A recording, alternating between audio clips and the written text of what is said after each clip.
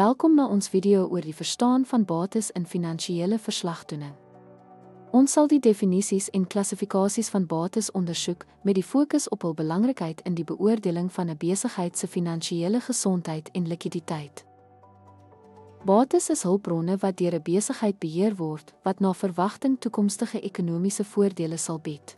Dit sluit in kontant, voorraad en toerusting wat noodsaaklik is vir akkurate finansiële verslagtoening en sakebedrywighede.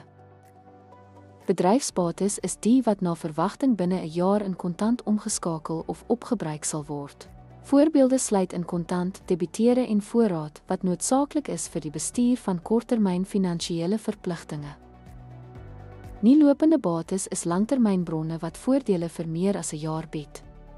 Dit sluit in eiendom, toerusting en ontasbare bates, noodsaaklik vir langtermyn strategiese beplanning en belegging. Om die onderskeid tussen huidige en nie-bedryfsbates te verstaan, is die sleutel tot die evaluering 'n besigheid se finansiële gesondheid. Hierdie klassifikasie help met die beoordeling van likwiditeit en langtermyn finansiële stabiliteit.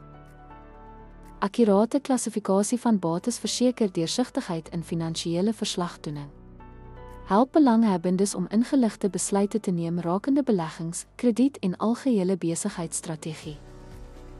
Deur bates korrek te definieer en te klassifiseer, kan besighede hul hulpbronne beter bestuur.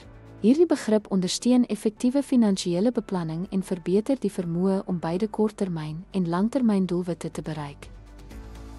Dankie dat jy ons video oor bates in finansiële verslagtoening gekyk het.